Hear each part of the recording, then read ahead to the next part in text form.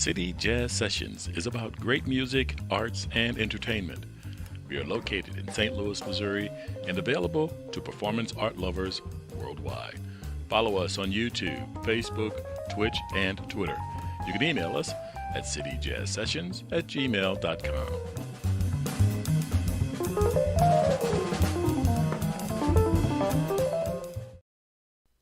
Hello, everybody. This is Warren Harper, Magic Man 50, along with Leon Davis. And this evening, we're doing season 3, episode 9 of City Jazz Sessions. Our special guest is Mr. John Covelli of the Hard Bop Messenger Group. Hello. Hey Warren, hey Leon. Hey, how you doing, John? Great. How you guys So doing? we're good. So it's good to have you back. We're avoiding And the heat. we had a great time last time, but what's happening now? Are you guys doing some more great things? We are really branching out. It's been great since we put out our album and played our shows, performing that album. A lot has happened since then, and it's pretty exciting stuff. Um, the album itself is being choreographed um, by several amazing choreographers here in St. Louis, Hmm. and will be staged with the full band on stage, interacting with dancers, dancing all types of disciplines, including ballet, jazz, tap, and modern dance. Uh, and once again, performing the album live at the Last Hotel. And it's a pretty unique uh, performance just Oh, because of the originality of the music, the difference in the choreography, um, and being performed with the live jazz group and interacting with the dancers. So it's quite a unique thing that's being built, and that's right around the corner in October. that sounds good. So what I'm hearing is this is kind of like a remix of that last hotel.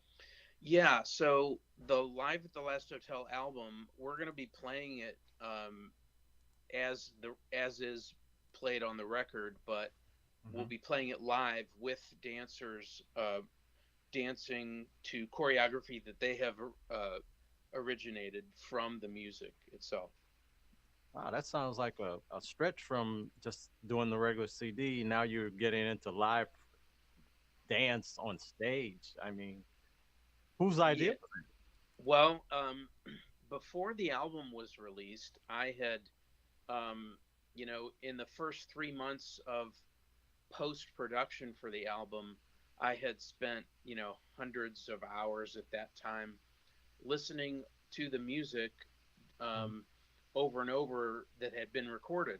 Part of that reason was to do the mixing with the engineer and then the mastering to follow. So as I listened over and over, it became embedded in my mind, and I would have dreams and wake up in the middle of the night having seen some type of movement in my head Mm. and hearing the songs in the album. And I couldn't really describe the feeling that I had other than I had seen movement and I didn't know what type of movement. And so I reached out to a friend of mine, Patrick Seiler, who's a stage and dramatist. And I had explained that I thought my music was taking shape, uh, taking some other shape. Um, and he suggested that it could be dance, modern dance that I might be seeing in my head. Hmm. And he suggested that I reach out to Cecil Slaughter, who's the head of Wash U's dance department. And so I did. And we met, and he listened to the album, and he really liked it. So he choreographed two of the songs, and in his spring show a year ago, April, at Edison Theater, included these two songs and the choreography, and his students danced the choreography. And the result was pretty fantastic. The audience and the dancers all seemed to really like the music, and like dancing to it. And I was thrilled because then at that moment, seeing my name in the program as the guest composer was something I've never really thought of myself as. And Hmm. so um, then 2 months later, the album came out, and subsequently, there was an article about me and the album in the Riverfront Times, and there was a group photograph in that article, and a woman named Maria Majors saw that article, saw the picture, and noticed that a piano player that plays in her projects was in my band. So she went and listened to the music and was very inspired. Her organization is called St. Louis Rhythm Collaborative, and she was inspired and reached out to me and said that she wanted to choreograph music from the album.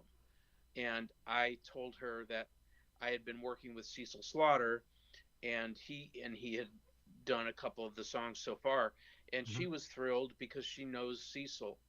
And so the three of us decided that we should discuss staging the entire album. Um, that's how it started. Um, since then, her dance company, St. Louis Rhythm Collaborative, has been noticed by Dance Magazine, which is a worldwide publication, and listed as one of top 25 organizations to watch in the country.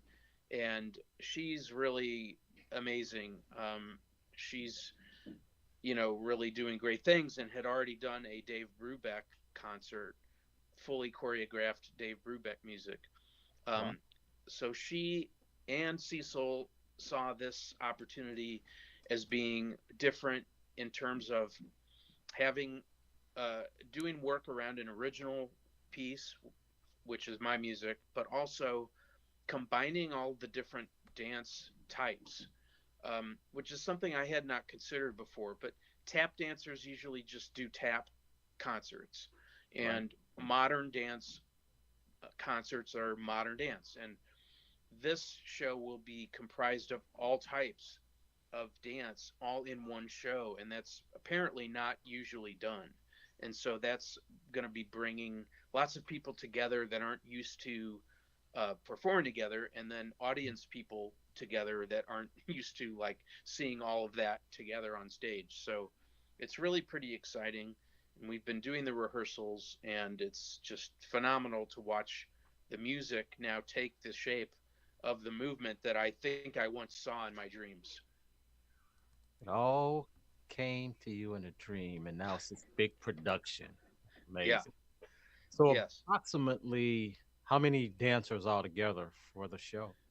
I'm thinking that there's probably 15 to 20, and I should probably know that number, but that's about the size of it. Okay, I was thinking maybe even more. It could be. I'd have to look at that list. To me, it's still pretty overwhelming at rehearsals. I'm still pretty shocked.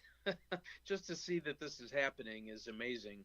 But there's probably 15, 20, maybe 25 dancers in the room, and they're all on different songs. They are all playing different characters, because the album itself is a storytelling concept album Yeah. with characters in the songs, and the dancers are playing roles of the people in the songs. It's just it's blowing my mind. Yeah. Okay. Well, now that you said that the original concept was around actual characters, now you're bringing it to life through people that happen to be dancing. So it really makes sense now. Yeah, at first I went to my friend Patrick and I said, I think this album is a play or a musical. And he asked me some questions, and kind of was able to help me filter through my thoughts. And he and a friend of another friend, my Larry Underwood, who is a mime and clown. Um, that is, he engages in clown and mime arts. Um, he suggested dance as well because there's a lot that can be said through dance without dialogue. And since I'm not a script writer, um, I did not really know how to write the dialogue that would tie songs together like in a musical. But I had already written lyrics to the songs, and the songs have lyrics in them. So, um, he suggested dance, and then when I went to Cecil, Cecil agreed, said the same things that stories can be told in dance. That's why we have Swan Lake. That's why we have ballet that tells stories without dialogue. And I knew of that stuff because I grew up as a kid watching ballet and dance on television, and my parents were cultured and thought a lot of the dance arts, and so it wasn't necessarily a foreign concept, but Hmm. um, and then having Maria come in and say she had heard tap in some of the songs, tap dancing, and so it's really amazing that there is a story being told by the album, and now it will be acted out on stage without dialogue, but still telling the story. All right. All right. So, do you have an opening date set? Yeah, it's October 6th, 7th, and 8th. Um, Okay. it's at the Missouri Baptist University campus in the Performing Arts Center there called Pillsbury Chapel. Um, the generosity of the Regional Arts Commission uh, has afforded us a $15,000 grant, as well as Mary Strauss, a donor. Um, and so we are still seeking fundraising, but we've been very fortunate to have some people believing in the concept, which has given us a really good start. Great. Great. So now, are you set up as a nonprofit or a regular business? We're a nonprofit. That is, Maria's group is. She is. She runs her company, which is called St. Louis Rhythm Collaborative, and they are 501c3 and fully ready to take donations for all of their shows that they do. Awesome. Awesome. Wow. This. I'm surprised that this thing is developed into a whole new project. From his album to a, would you call it a play production or a dance production? Yeah, a dance production. Cecil and Maria and Aaron, the third choreographer, they're calling it a music and dance experience. Ah, sounds good. Music and dance experience. Okay. The So can first you? rehearsal, I'm sorry, just one No. more thing about that. At the first rehearsal, when I saw the first full piece choreographed, I nearly burst into tears. Just overwhelming to see the music being expressed like this. Okay. All right. Well, you're on your way. We worked with play producer Joseph Hanrahan, and we saw a couple of his work. And now Leon and I are both kind of becoming more interested in this type of production, at least plays and stuff like that. Wouldn't you say, Leon? Oh, well, yeah. As you become more adjacent to different arts, you kind of start to gravitate towards them because you can start to understand them a little better. So, yeah. Hmm. Yeah. So this definitely sounds like something I'd like to check out. October 6th through 8th, Missouri Yes, Baptist. yes, it'll be Friday night, Saturday night, and Sunday afternoon matinee, and tickets Okay. are available. They are for sale through Eventbrite, and that is all on Maria's website, which is you know STL Rhythm Okay. Collaborative.org, and it's should be really really amazing performance. Yeah. Yeah. Make sure we get that up. We do some posting for you. That'd be great. Thank you. Yeah. I feel like St. Louis is such a small city compared to other bigger cities. Mhm. but yet trying to get the word out about these performances still seems to be pretty challenging. Um, I also have two Hardbop Messengers shows coming up, and just getting people to pay attention and buy tickets is pretty difficult. Yeah, yeah, I know. It's a challenge.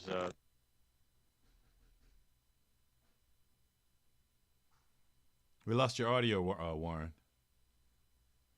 Warren? Oh, can you hear me, John? I can hear you, Leon. Can you hear Warren? No, I think his audio went out. I heard it. Yeah, I I heard, I heard it, heard a snap and a crackle, and then and then a I pop. stopped hearing him. He doesn't seem like Yeah. he hears us. So anyway, so I'm going to. Uh, so we've had John on before, uh, and I apologize if some of the questions, it has been a while. I didn't go back and review that No episode, problem. so I'm going to No try to problem. keep us going here until Warren gets back with us. Sure thing. Um, so one of the things that and when you as you I'm were back. talking about, you there, Warren? Warren? Yeah, yeah. My mixer skipped out. I had to flip it off and All right. on. Well, let me go ahead and ask this question, and you Oh, yeah. pop right back in here. Um, so I guess I found it interesting your creative process on this particular project. Is that a traditional way that you create your works? Well, the music for Live at the Last Hotel was kind of coming to me in an interesting way during COVID. We were quarantined, and my wife and I were both sort of working on our arts and crafts. She sews quilts and does needlepoint and lots of things with her hands. And she was kind of looking at me like, "Well, what are you going to do? Because I'm not going to sit there and watch you, watching Netflix this whole time." Um, and so I started sitting at the piano. I was kind of moping around because, like everyone else, I lost my gig. My gig at the Last Hotel was so amazing to play every Friday night at the hotel. Hmm. It was really my very first residency, uh, the very first time I could play the jazz that I wanted to play every Friday night, um, which I cherished that gig, and then I lost it. But like I said, everybody lost their gigs during COVID.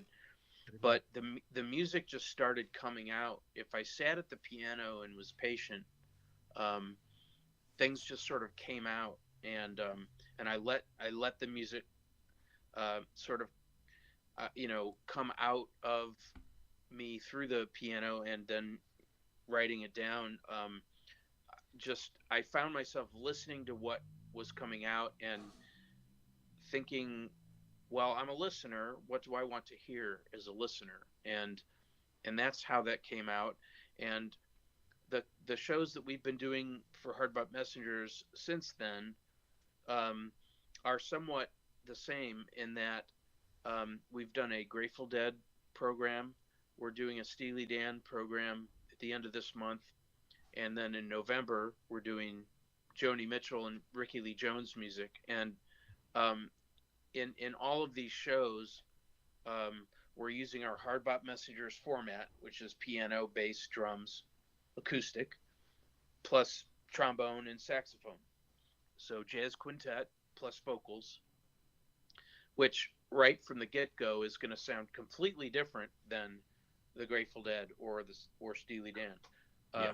So by nature of the format, it's different, and I'm interpreting the music um, as if I was a listener hearing a jazz quintet play the music, and I'm just kind of letting it come out, and it's really been a fantastic process for me to go through because I don't feel like I'm imposing my own um, will over it. I have an idea, like for example, playing the music of the Grateful Dead was an idea my wife and I had, and those two concerts that we did of Grateful Dead music, um, we had jazz listeners who had not heard Grateful Dead enjoy it, and then we had Grateful Dead fans who'd never heard jazz. Hmm. And my mission statement on my website is that I'm trying to bring new listeners into jazz and a new appreciation for the acoustic jazz format. And so these shows are actually like um, they're kind of uh, pushing the mission forward. And so there again, I'm so excited to see this happening. And all it really was just an idea.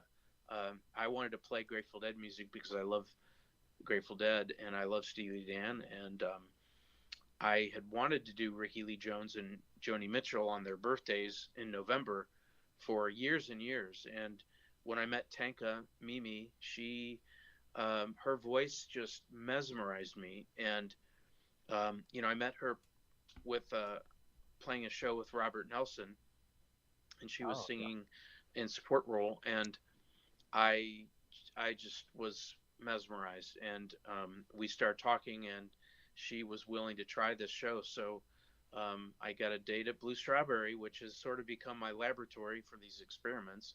And so it is a process that's I'm just kind of experiencing myself, um, but it's really fantastic. Sounds like you're having fun too. Yeah, pretty much. Yeah, we Um, we did an interview with Robert Nelson. He's a great guy, and I'm sure you enjoy working with him. yeah, very much. He's a gem, another St. Louis treasure um, that I wish more people knew about outside of our city here. That's why your show is so great. Well, thank you for that. Yeah, we're trying to give anybody a boost that we can, and along this way as we discover more artists and try to connect.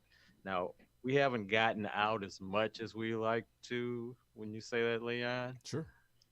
And now would be a great time. Of course, COVID monster is sneaking in. So we got to be careful.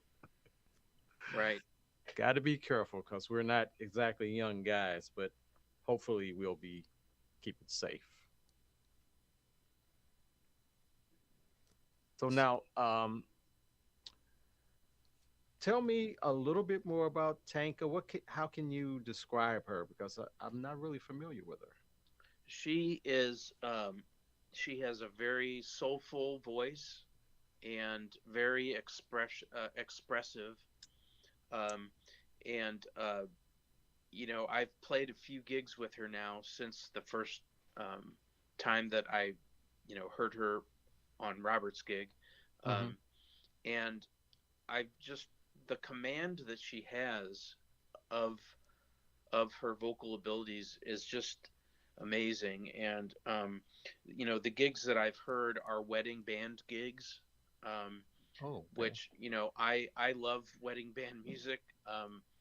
Yeah. And the people at the wedding are loving the band playing these songs, and she is singing them just um, an amazing command of the song, the material, and her abilities. And just I'm really excited. Today we had our first get together to choose the rest of the set lists, and I heard her sing on a few of the Joni Mitchell songs and one of the Ricky Lee Jones songs. And when I heard her singing with like a sing along track, I was just like thinking, "Oh my God, this is exactly what I think I thought of," Hmm. and yet I've wanted to do this show for years. Um, I just couldn't find the right time, and I couldn't find the right vocalist. Um, and That was the same thing with the Live at the Last Hotel album, and meeting Matt Krieg, our vocalist for Hard Bop Messengers. He and I met one day having coffee, and we both shared the same kind of jazz sensibilities. And then he became the singer on the Live at the Last Hotel album, which I had no uh, previous notion of even having a singer on the album. Um, I had written lyrics, but thought they would just go unsung. But when I met Matt, he, he shared the same thoughts that I did, and was, um, you know, willing to sing my music. And I've never found anyone that was willing before. There's so many great singers in St. Louis, but they're all kind of busy singing their own stuff. And Right. Matt Right. Matt was really willing. So, that gave me the confidence to ask uh, Tanka when I heard her, um, Mm-hmm. and she said yes. And so, to collaborate with other artists here in town was another big dream of mine, and it's starting to happen, with her singing with us. Um, I'm ecstatic. Sounds like an exciting project. I'd love to see it. Now, what do you think this is? Where do you think this is headed? You've moved from Last Hotel. Now you've made a dance project out of it. Do you see this going somewhere even bigger, somewhere else? Well, um, I have another album written that's original material, and I hope to make that in the spring. Um, the Live at the Last Hotel dance project, we would love to travel with that, um, because all of the hard work of doing the choreography, um, I mean, I hadn't thought of this before, but choreography is all is work that they've created movements and sort of documented this work, Hmm. and so we're going to perform it, and that work is can be done again and again. The performance can be done again and again, and we think that it could travel, and with the right financing, we could take it to bigger and bigger stages, Sure. um, and so that's definitely something we dream of. Um, so that and wanting to make other records for the Hardbot Messengers, um, and hopefully perform with other artists around town, and you know, play music all over the country. And I want to do more and more of everything. I'm sort of late bloomer here, but um, I've been a sideman for 38 years in the St. Louis area, and I just am really tickled to be able to have the confidence to ask people to do my thing. Yeah. And when people say yes, I just pinch myself and think I must be dreaming. They want to do my thing, um, and so it's just so exciting, that I have ideas and I want to just keep doing the ideas. I do like the idea of performing music from other artists. Hmm. Um, I look at what Sean Kanan does, El Monstero. They have almost entire careers built on being cover bands. If you want to reduce it to that term, Right. um, but there's nothing wrong with that. But there is no group in town that is the jazz version of that. And Mm. I'm stepping into that gap. I think I'm providing something that isn't being done, and um, my format is an acoustic jazz quintet, um, and that's not being done. So, I told Tenka today. I said I would love to do a spinners with Dionne Warwick program, um, and Mm. she said, "Oh yeah, Dionne Warwick." I said, "Yeah, Dionne Warwick. Like nobody's doing that music, and it's amazing music." I also have dreamt of having the jazz quintet play Pink Floyd and the Who and Deep Purple. Um, I love the music of early Deep Purple, the rock band, and have always thought of it as, in some ways, as jazz music. And so, I want to let these dreams come true if I can. Well, John, it sounds like your brain is on fire, man. The stuff that Yeah, you're coming up with, I'm like, wow, that would be awesome. How did you yeah, do that? But yeah, the stuff you said makes sense. I mean, nobody else is doing anything like that with that music, and you would be so unique. I mean, you are already, but yeah, you got some great ideas. Well, seeing Herbie Hancock the other night, I realized once again I've been listening to Herbie for 40 years.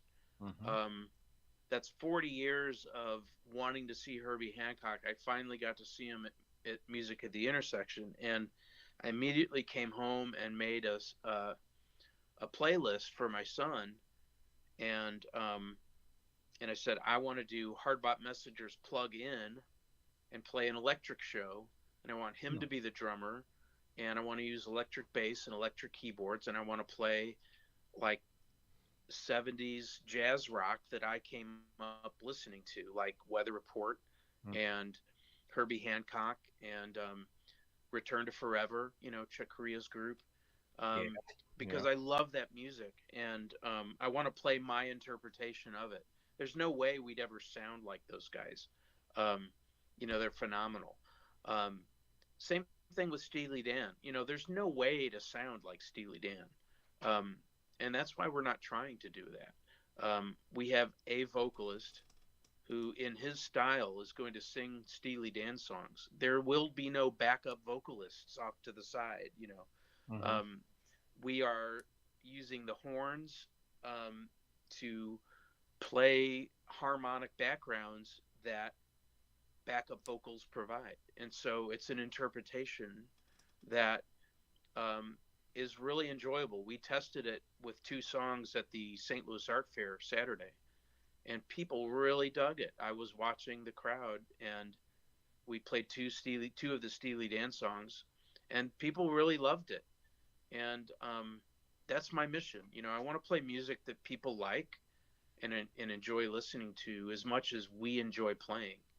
And so that's definitely a big part of it for me. Yeah, it sounds like you got a lot on your plate, but a lot of people out here are hungry. So sounds like a good good combination. I got an artist to throw out to you since you mentioned Sure. these other guys. Yeah. Back in the day, I was really into him. Sax player Eddie Harris. I love Eddie Harris. Freedom Jazz Dance, right? Oh yeah, listen here. Compared to what, man, he was killing it back then. Oh, that would be a great show. Yeah, yeah. That would be a great show. So the stuff you're doing is kind of like on that level. It's just different, you know. Yeah, he was very different and influential too. Um I mean I think when Miles Davis decided to do Freedom Jazz Dance, they were just kicking around in the studio, right? And they were just like, "Hey, what about that Eddie Harris tune?" Um, you know, Miles did that stuff all the time. I mean, when I was growing up in the '80s, and Miles was playing Cyndi Lauper and Scritti Politti, you know, that was inspiring to me, and so that means to me like there's no reason why I can't play Steely Dan in in an acoustic jazz format, right? Or Deep Purple. I mean, my son and I started listening to Deep Purple when he was a little kid, and we bought all their albums going up into like the early 70s. So the late 60s Deep Purple albums, they're like works of art, and nobody really knows about them. And so I want to bring those to life in a jazz quintet format, and I think it can be done, and I think people will enjoy it as new music almost. But I'm freely giving out the credit where it's due. I didn't write the music. I'm just interpreting it, Hmm. but that's what we do to carry on the message. Oh, absolutely. Yeah, you know, some people originate it, but other people take it to whole nother levels and share it to people who hadn't heard it before, you know, because they were Right. listening to something else. So yeah, Right. love to hear some Deep Purple. For sure. It's going to happen. Okay, well, this has been a great session listening to your ideas, and I'm just kind of blown away at how that Hmm. project took took a whole new life, you know, from just an LP or one session to this dance thing, dance project. I never would have thought of that.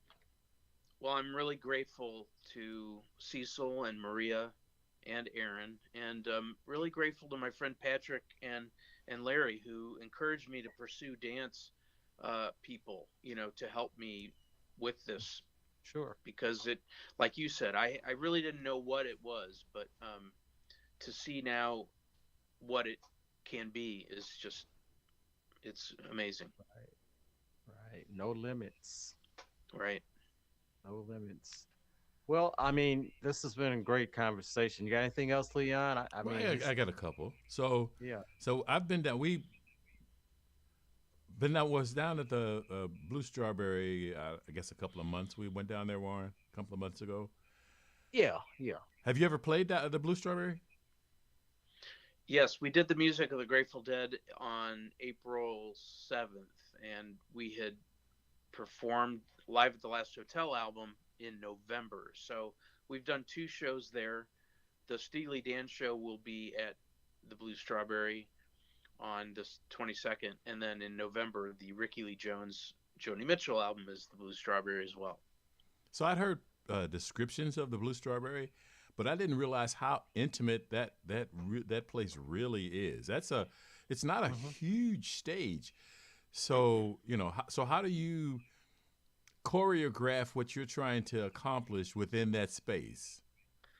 It's a tight squeeze, but the good thing about that is that we are all playing sensitively to the other band members. Nobody's playing too loud. Everybody's listening to one another, and you really don't achieve that on bigger stages without technology. Um, and at the Blue Strawberry, we are performing as if we were playing at the Village Vanguard. It's a very small stage as well. Hmm. Um, Jazz, the original jazz, jazz at the Majestic Hotel, which became um, Yeah. just jazz, and then became jazz at the Bistro, was were also small stages until the newest iteration. Right. Um, so the intimacy of the crowd also is super cool, because we're crowded in on stage, and then I can see everybody in the room, Yeah. Yeah. and I In can the tell building, if they like it. you can see Sorry. everybody in the building. Yeah, yeah, really. The bar is right There are there bars to the right there, side. the doors right Yeah, there. yeah, yeah. It's great because you're really in touch with the audience, and Yes. that's because I'm so concerned about the audience and whether they are enjoying the music. I can see firsthand, if it's working, and I'm looking at them, and I'm relying on them to be an honest feedback machine, um, because that's my mission. I'm doing this for them. Um, I uh, I've played. I would say 95% of the gigs that I've played, you know, uh, people aren't listening. They're not. We're background music. It's we're providing the function of music. Um, at the Blue Strawberry, I feel really fortunate because he's letting me come in and do these experiments, and I'm watching to see if they're working. And I can see everybody in the room. Cool. Cool. So The now, new the new Kirkwood Performing Arts Center has the Mary Strauss Studio Theater, and we also perform there, and that's a very intimate space as well. okay, we haven't Kirkwood been Performing down there Arts. yet, huh? Yeah. We got to check that out, Yeah, Leon. Yeah, that would be interesting. So, yeah. Joe Mancuso is doing an entire series in the Studio Theater, and so you should definitely be checking that out. Oh, okay. Sounds good. We haven't spoken to Joe in a while. Maybe we ought to hit him up.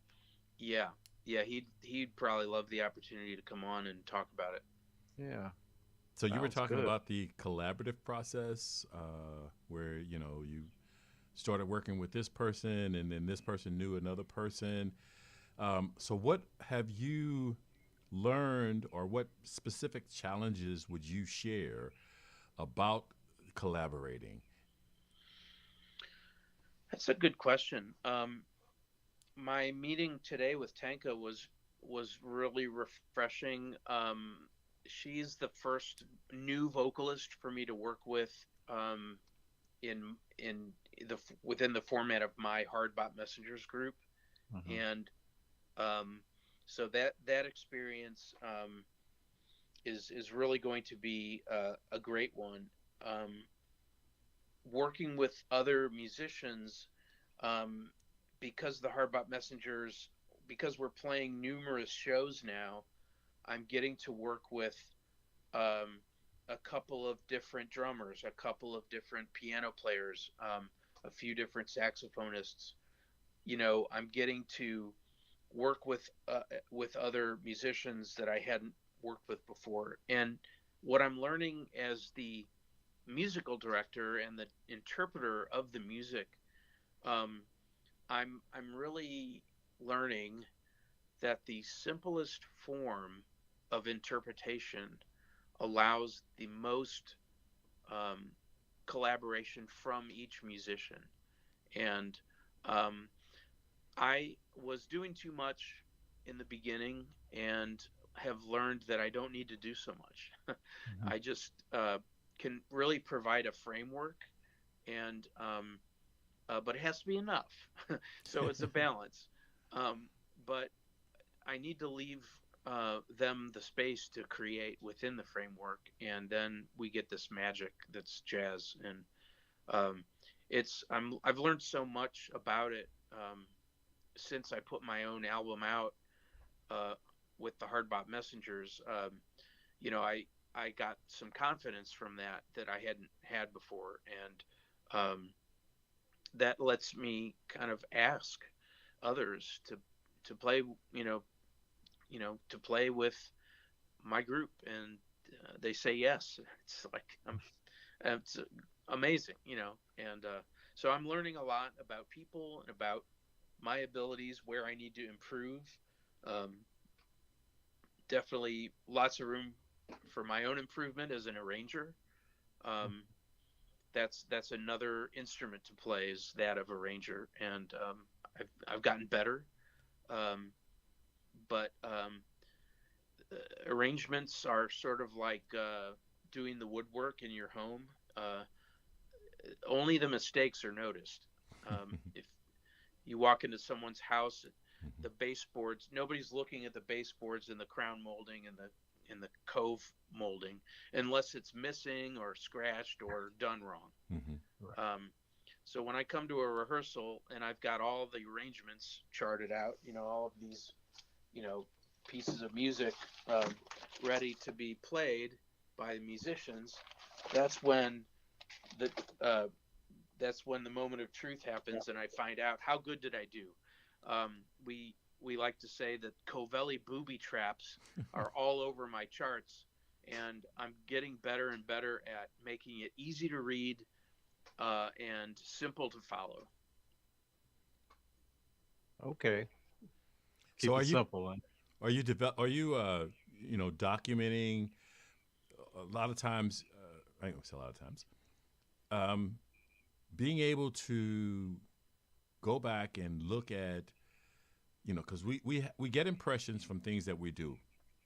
When you document the development process, you document the rehearsals, you document the strategy sessions, that allows you a different level of um, review that come back later. So are you documenting this process, or are you just kind of using your normal, I don't want to call it normal, using that process where you just make mental notes and then maybe make some other notes? You know, the the way I've always approached that is by listening to the recordings after the fact, um, to see truly what worked and what didn't work. And um, and I try to be brutally honest with myself when I listen, and then I do make some notes about um, what doesn't work very well, or what isn't working as well as it did in my head, or what doesn't sound as good as I thought it would. Um, and then I'm trying to write better arrangements after that on the next project. And that's kind of the documenting that I do. Now, there are better ways to, there are, my friend asked me, if I was doing like a brain dump after a show to write down the things that worked and the things that didn't. And really, the way that I think I do that is just by listening to the recordings. There's always some type of recording available. It might not be good enough to release like as an album, but um, there's usually something that sound engineers record off their board, and that's a good indicator. Um, and a lot of times when something doesn't work, it's because I didn't arrange it properly. And I'm there's a lot you can always be learning about arranging. I'm doing a small I'm doing a concert with Dan Rubright and Ben Wheeler at the end of September at Jack's Joint, which is a small room upstairs at O'Connell's. Mm-hmm. Um, we're going to play. I've arranged some music from The Good, the Bad, and the Ugly. That film score is Ennio Morricone, and I've always loved that music. And so I took my three favorite songs and I wrote it out for trombone, guitar, and bass. And you know, some of it didn't work. When I sat with Dan, the guitar player, and we read through it, some of the things I wrote just did not work. And so it's my ears that are, or his ears, or his opinions, his Mm-hmm. input. Um, and then I come right back here to the computer. I can do all the music on a computer software program for the notation. So the documenting comes in the form of revising the parts. Mm-hmm. So now I'm not taking a diary of like how many times did I revise a part, but I mean you get the idea, Sure. right? So, so I didn't want to let you get away. I know that you have made some changes and that you've um, supplementing your income by trying to start your own business. You want to talk a little bit about that? Sure, thank you. Yeah. Uh, I have had about 35 years in corporate jobs, um, and in February was laid off. So after a few months of searching and not coming up with anything that I really wanted to do, I realized that I have a lot of different skills from my experiences, and I thought that if I was a freelance business consultant, then perhaps I could help small or medium sized companies um, with the things that I know I can do very well, which is data analytics and software tools, implementation, and enhancements. So um, I am looking to grow that business as a freelance business consultant, and that's Covelli Consulting. I have a website that's being built, and it looks pretty cool so far. Um, and also, kind of out of nowhere, I was offered and accepted a position teaching at Maryville University, teaching economics and finance. So I'm teaching economics this semester, and next semester it sounds like they're going to be giving me some more classes, both econ and finance. So yeah, I'm sort of reshaping myself, Mm-hmm. and it's exciting because I can also spend more time playing music and practicing and writing, and not worrying so much whether I'm devoting uh, the time to the one thing I should be doing. Because I have more time to do it, I'm not worried so much about how I'm spending that time, and so that's helping me be more productive during that time. So it's really, there are shortfalls to that financially, of course. Of course. Um, and so, but my wife is very supportive and thinks that I'm on the right track and just need to keep doing what I'm doing, and it's moving in the right direction. It's a little scary, um, Yeah. but nothing that other people aren't going through. There's a lot of out of work people. There's a lot of people looking for jobs. Um, when I was doing job searches and applying for a job, a job posting that's 8 hours old and there's already 250 applicants. I mean, Wow. that's just Yeah, insane. that's insane. Um, and so I'm not the only person in this predicament. And so I consider myself blessed to have been inspired to start up, my freelance business and be able to spend more time teaching and playing music. And I feel pretty lucky. Yeah. I think you're lucky, John. But you got a good support system, but you got a lot of great skills, and you're putting them to use. That's the thing about it. You're using your talents and your gifts. Thanks. The Thank you. gift of music. Definitely a blessing. I also started a trombone interview program um, called Trombone is Enough, and I just dropped the first episode today. And the question I have been asking all the people I'm interviewing is, what made you choose trombone? And because I kind of always cursed my decision to play trombone.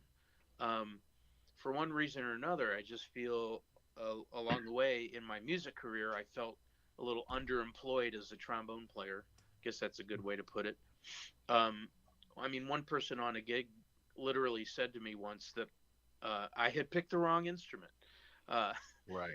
and so, but now I feel pretty blessed that I did pick the trombone, and now I get to talk and interview other trombonists and ask them how they decided upon the trombone. And I just think that's an interesting thing when I ask somebody about how they started what they're doing. It's always an interesting story on the other end of that question. Absolutely. Sure. So Sure. you want to tell us how to follow you and your social media contact information? You want to share that with Sure, everybody? sure. Well, I'm taking a tip from you guys about Twitch. I just signed up for Twitch today, so there will be Hardbot Messenger's account there. Um, but Twitter is I'm fairly active on Twitter. Just really only posting about music stuff. But Mhm. the main sources are Facebook and YouTube, where I put all my video content on YouTube, and I have a Facebook page, Hardbot Messengers page. Um, I also have a website, hardbotmessengers.com, where I try to keep everything up to date, and generally can be found there, and also Instagram as well. Hardbot Messengers on Instagram, um, and coming soon, Covelli Consulting on the World Wide Web. Okay. So you're pretty much out there. I'm out as I can be, but I keep learning about even more ways. It's pretty staggering. Yeah, there's lots of choices in this social media and media nowadays. There are. Sure is. Yeah. Well, our main outlets are Facebook and YouTube, but Uh huh. I don't know. We may find something else one day, but right now we're doing Facebook and YouTube. Great. Well, I've learned a lot from you guys in your show, and I also just want to thank you for asking me to be on again because it's just a great opportunity, and I always like talking with you guys. Oh, I appreciate it. You're one of our favorite as well, so you know, look forward to hearing you though. I actually have not gotten to hear you live yet, so that's on my list. Well, I know this sounds cliche, but the tickets to the Steely Dan show are selling fast, and that is not, as we said, that is not a big venue. Uh, Hmm. Tickets will sell out, so I suggest you buy them Is sooner that the than one at later. Mobile? No, that's the Blue Strawberry show, Oh, okay. the Steely Dan show. Blue Strawberry. Yeah, Blue Strawberry Steely Dan is in less than 2 weeks, and tickets are selling fast. Okay. So one thing I like to say to all of our guests, when you blow up and you become a big star, don't forget us. Come back and give us an interview. Yeah. Always. I will always do that. Thank Fair you. enough. That's all we can ask. He'll always have it from me. And a nice comp ticket when you can afford it. Sure. But for right now, we don't mind paying. Okay.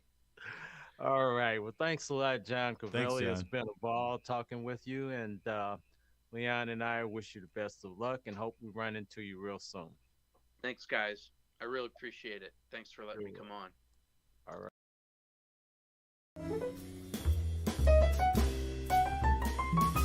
City Jazz Sessions is brought to you by St. Louis City Jazz, a 501c3 company dedicated to music education and appreciation. The CEO is Magic Man 50, and for more ways to connect with City Jazz Sessions, visit cityjazzsessions.wixsite.com/St. Louis. The City Jazz Sessions team includes host, content director, and guest coordinator, jazz great Ronnie Barrage. Follow Ronnie at ronniebarrage.biz. Host, website designer, graphic artist, content director, and guest coordinator, singing sensation Leica. Discover more about Leica at leicamusic.com. Additional production services are provided by Lions Den Productions. Go to thelionsdenstl.wixsite.com/home. Please like, share, comment, and subscribe for more great content.